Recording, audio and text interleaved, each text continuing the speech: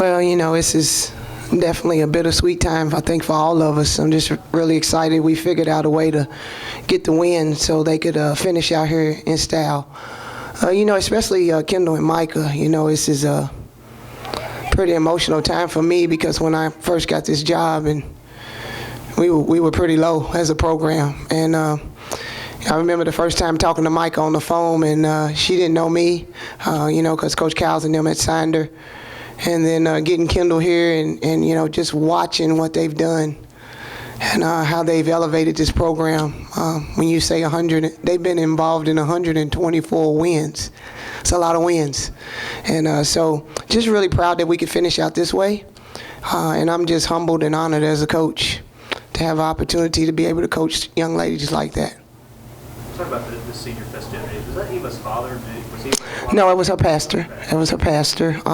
Ema's very involved in church, and we're just, of course, her parents didn't have the opportunity to come, and so definitely that's a person that's really close to her, and we're really thankful for him and all the things and all the activities and all the things that he's able to do with her outside of basketball. Just you finished unbeaten at home for the first time since 2007. Just yet another testament to how this program has come. Yeah, it's pretty amazing. You have all these, talk about different milestones and things that you accomplish, and just really makes you look back at how fortunate I've been to be able to have an opportunity to coach so many amazing young women. And every day it's, I challenge them. I am on them all the time and pushing them so they can reach their goals. Every year we set goals, and as one of our goals is to be undefeated here at home. Over the past, 4 years, especially in conference, we've found a way to lose one or whatever at home. So that is a big deal. And I talk to them all the time about how hard it is to go in and day out and be able to find a way to win in a tough conference, and a conference where coaches are really, really good and players are good. Just on the game in general, you guys never gave up the lead. It stayed out attending the whole time. Just your thoughts on how you guys were able to stay in control the entire time. First, I'll give a lot of credit to ODU. They on the boards, and they just murdered us.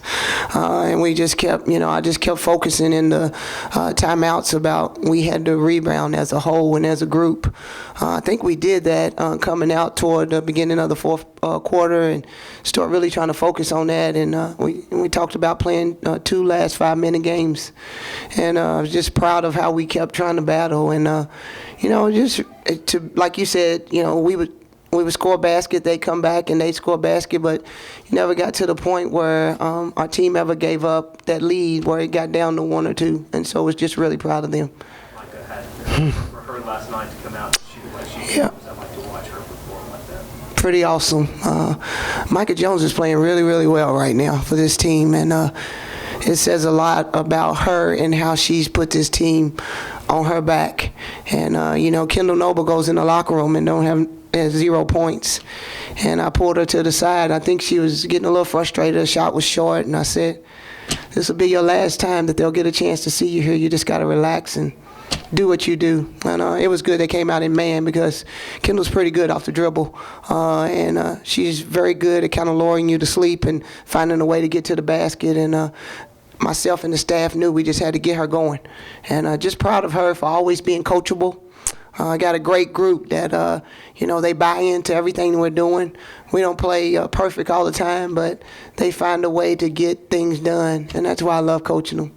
This seems to be a recent trend with Micah lately, just asking about just if her shots get better and better, point numbers just get more and more. So are you seeing something different from her? Is it just a matter of the shots are falling more and more?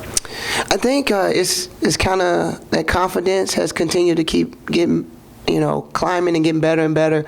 But the most important thing, I think, is they just have fun playing with each other out on the floor, and they're always yelling at each other to take a shot when they're open, and it's good for them to push their teammates. When Micah's open and she don't shoot it, and Kendall's getting on her, or Taja's telling her to shoot it, and when you have a team like that that's unselfish and they're always trying to make sure that the next player is getting a shot, then you can't do anything but love that. So I'm just really proud of every last one of them, but really especially today.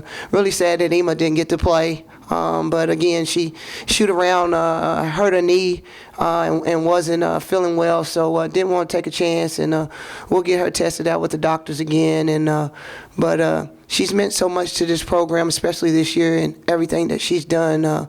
Just coming off the bench and bringing the energy and guarding and defending and playing multiple different positions. But just really proud of the opportunity that we could, like you said, go undefeated here at home in the conference and then be able to be in the position where we're at.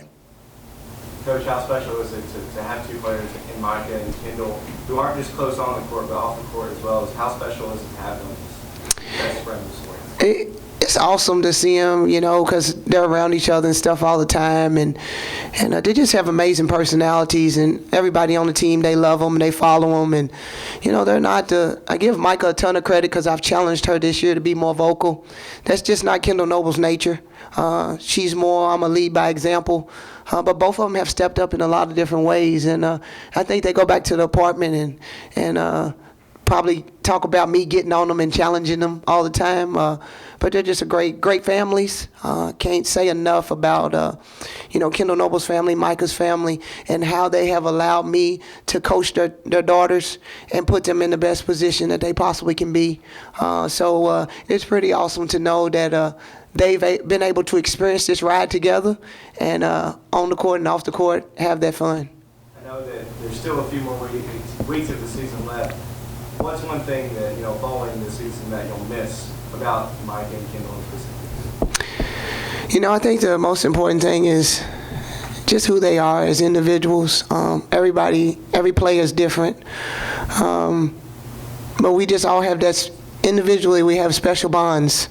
I always say, and I go back and say this, Kendall had an opportunity to go a lot of places. As I read in the article that, she, before I came here, she would probably went to middle. I can't imagine having to play against her for 4 or 5 years. I think the most important thing is just the relationships that I have with those two, and Ema, because that's something that I pride myself on, is my relationship with my players. And so our funny stories that we'll have, I think the most important thing, they're so alike, and both of them are stubborn. Kendall and Mike are both.